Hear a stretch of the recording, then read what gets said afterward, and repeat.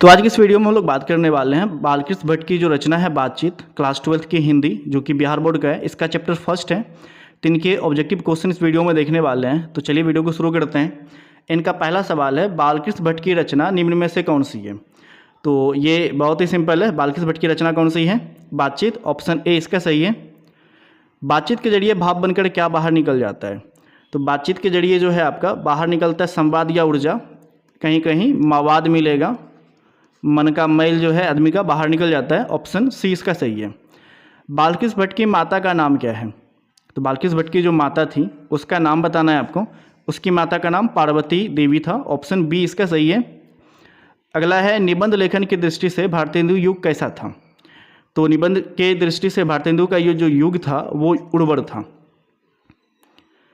बातचीत शीर्षक निबंध के अनुसार जो कुछ मवाद या धुआं जमा रहता है वो भाप बनकर निकल पड़ता है। कैसे? तो कैसे बाहर निकलता है? बातचीत के जरिए। ऑप्शन सी इसका सही है। जैसा काम वैसा परिणाम किस लेखक द्वारा रचित प्रहसन है? तो जैसा काम वैसा परिणाम ये किसके द्वारा लिखा गया है? तो बालकृष्ण भट्ट के द्वारा। ऑप्शन सी इसका सही है। बालकृष्ण भट्ट के पिता का नाम क्या था? तो बालकृष्ण भट्ट जो थे उनके पिताजी का नाम बताना है। तो उनका पिता का नाम था बेनी प्रसाद भट्ट। ऑप्शन ए इसका सही है। दमयंती स्वयंवर किस लेखक की रचना है? तो दमयंती स्वयंवर जो है ये बालकृष्ण भट्ट की रचना है। ऑप्शन बी इसका सही है। बालकृष्ण भट्ट की रचना बातचीत क्या है? तो ये जो बातचीत आप पढ़ रहे हैं ये है क्या? तो साहित्य की कौन सी विधा है? ये निबंध है। ऑप्शन बी इसका सही है। बालकृष्ण भट्ट किस युग के निबंधकार थे? तो बालकृष्ण भट्ट जो थे ये भारतेंदु युग के निबंधकार थे। ऑप्शन बी इसका सही है। मनुष्य की बातचीत का उत्तम तरीका क्या है? जब आप बात करते हैं, हम या आप कोई बात करते हैं, तो इसका उत्तम तरीका क्या होगा? तो अवाक होकर अपने से बातचीत करना। यानी जब तक आप क्लियर नहीं रहोगे तो सामने वाला को क्या पक्ष रखोगे कि आप क्या बात कर रहे हो। तो अवाक होकर बात करिए, खुले मन से बात करिए। संवाद में सबसे महत्वपूर्ण क्या है? तो संवाद कब होता है? जब दो लोगों के बीच बातचीत होता है। तो ये क्या है? आत्मीयता। दोनों लोगों के बीच में अगर जब तक बात नहीं बनेगी तो हम बात कैसे करेंगे? तो हम दोनों के बीच में ना एक कनेक्शन बनना चाहिए बातचीत करने का। तो इसका राइट आंसर है आत्मीयता। बालकृष्ण भट्ट का जन्म कब हुआ था? तो बालकृष्ण भट्ट का जो जन्म हुआ था वो हुआ था आपका 23 जून 1844 ईस्वी को। तो इसका जो राइट आंसर है वो है आपका ऑप्शन बी। अगला है, संयोगिता स्वयंवर किसकी रचना है? तो संयोगिता स्वयंवर जो है ये किसकी रचना है? ये है आपका श्रीनिवास दास जी की। ऑप्शन बी इसका सही है। इसका नेक्स्ट क्वेश्चन है, बालकृष्ण बातचीत शीर्षक निबंध के अनुसार रस का समुद्र किसकी बातचीत में उमड़ चला आता है? तो जब बात करने बैठता है तो ऐसा कौन सा है जिसमें एकदम पुराना से पुराना बात खुल जाता है? तो इसका क्या होगा? इसका जब हम दो सहेलियों की बातचीत में, तो यानी दो सहेली जब आपस में बात करने बैठती है काफ़ी लंबे समय बाद, तो कई वर्षों पुराना बात उन दोनों के बीच में होने लगता है। इसका अगला क्वेश्चन है, वाद विवाद संवाद क्या है? तो वाद विवाद संवाद क्या है? आलोचनात्मक निबंधों की पुस्तक है। ऑप्शन ए इसका सही है। बालकृष्ण भट्ट ने कौन सा मासिक पत्र निकाला था? तो बालकृष्ण भट्ट के द्वारा मासिक पत्र कौन सा निकाला गया था? तो वो था हिंदी प्रदीप। ऑप्शन सी इसका सही है। बातचीत किस विधा की रचना है? ये क्वेश्चन पहले भी आ चुका है, अलग तरीके से पूछा गया है। तो बातचीत किस विधा की रचना है? वो है निबंध। ऑप्शन डी इसका सही है। अगला है, रॉबिन्सन क्रूसो ने 16 वर्ष के उपरांत किसके मुख से एक बात सुनी? तो रॉबिन्सन क्रूसो ने 16 वर्ष तक तो किसी का मुंह ही नहीं देखा, किसी इंसान का। जब 16 वर्ष के बाद सुना तो वो किसके मुंह से एक बात सुना था, आवाज़ सुना था आदमी के मुंह से? तो वो था फ्राइडे। ऑप्शन ए इसका सही है। 16 साल के बाद किसके मुंह से बात सुना था? तो फ्राइडे के मुंह से। बातचीत शीर्षक निबंध के निबंधकार कौन है?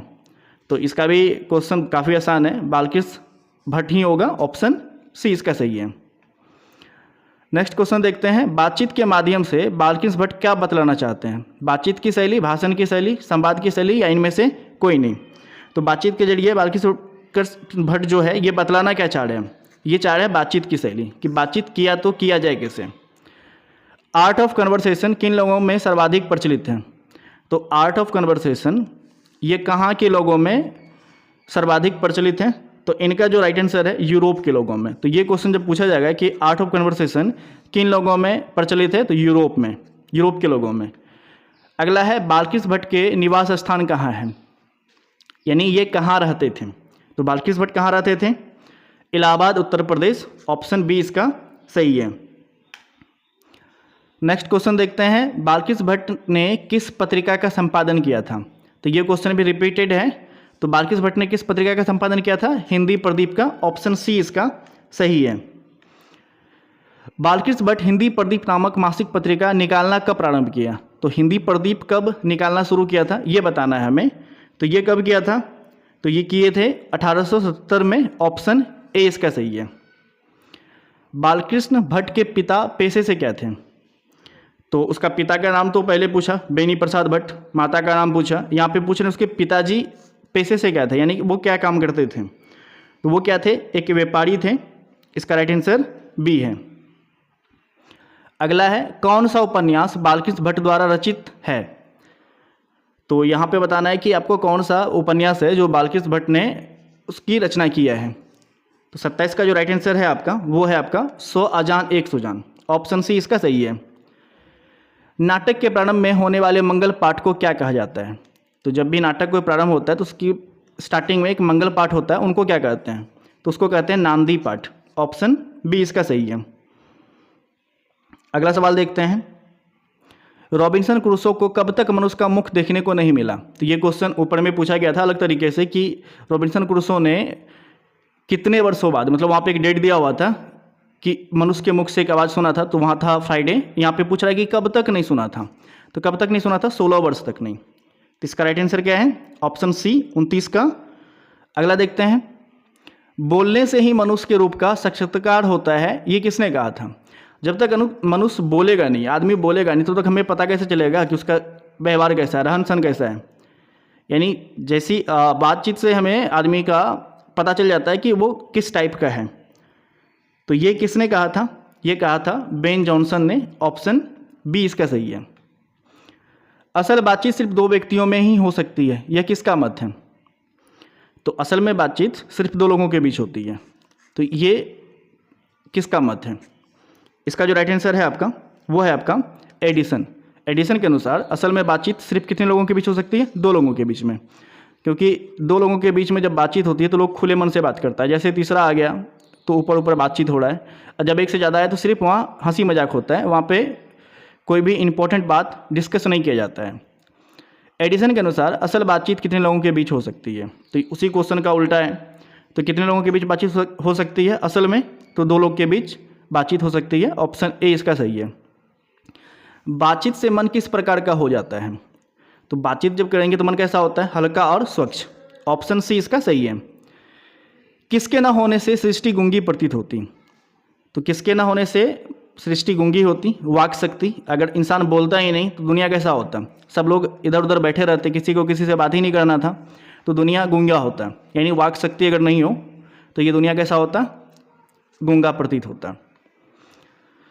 और इस वीडियो का सबसे लास्ट क्वेश्चन है, आर्ट ऑफ कन्वर्सेशन कहाँ के लोगों में सर्वाधिक प्रचलित है। ये क्वेश्चन रिपीटेड है, तो इसका जो राइट आंसर है वो है आपका सी।